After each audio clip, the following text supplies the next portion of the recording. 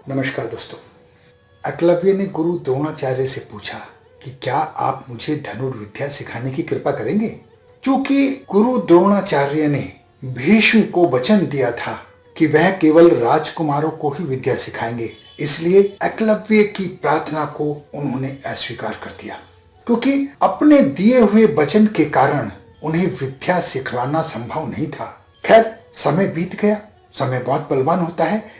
एक बार द्रोणाचार्य पांडव और कौरवों को धनुर्विद्या सिखाने के अभ्यास कराने के लिए अरण्य पर्वत पर पहुंचे।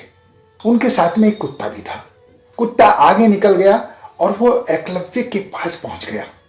एकलव्य को देखकर कुत्ता जोर जोर से भौंकने लगा। तब एकलव्य ने अपने बाणों से कुत्ते का मुंह भर दिया और बाण ऐसे चलाए गए थे कि कुत्ते को कोई हानि ना पहुंचे। जब कुत्ता गुरु द्रोणाचार्य के पास लौटा तो उन बाणों को देखकर गुरु द्रोणाचार्य समझ गए कि कोई ऐसा धनुर्धारी है जो अर्जुन से भी आगे है। अब वो सकते में आ गए, क्योंकि उन्होंने वचन दिया था कि अर्जुन के समान दूसरा धनुर्धर इस धरती पर नहीं होगा।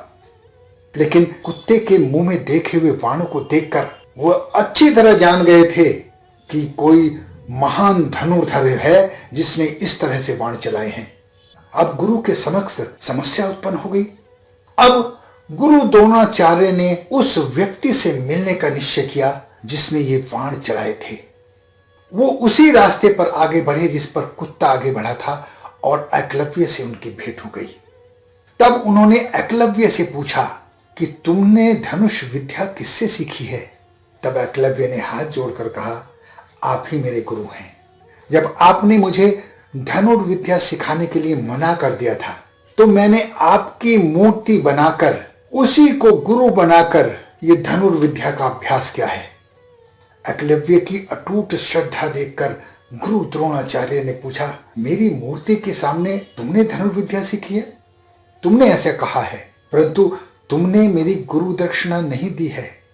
क्योंकि शायद गुरु द्रोणाचार्य के मन में आया कि मेरा वचन झूठा ना हो जाए, अर्जुन से महान धनुर्धारी इस धरती पर ना हो, इसलिए उन्होंने एकलव्य से गुरु दक्षिणा की बात की।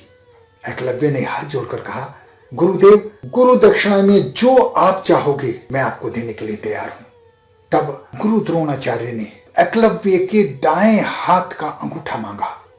एकलव्य ने एक क्षण भी विचार नहीं किया। उसने तुरंत कटार निकाली और अपने दाएं हाथ का अंगूठा काटकर गुरुदेव के चरणों में रख दिया।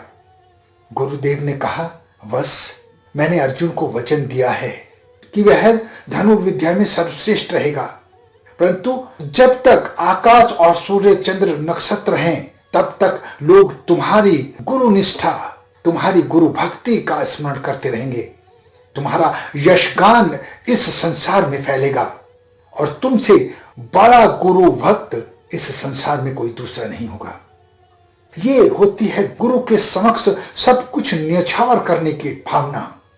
सिर्फ उनके वचनों का अनुसरण करना है, जान की कीमत नहीं है। एकलव्य ने अंगूठा काट कर दे दिया। धन्यवाद।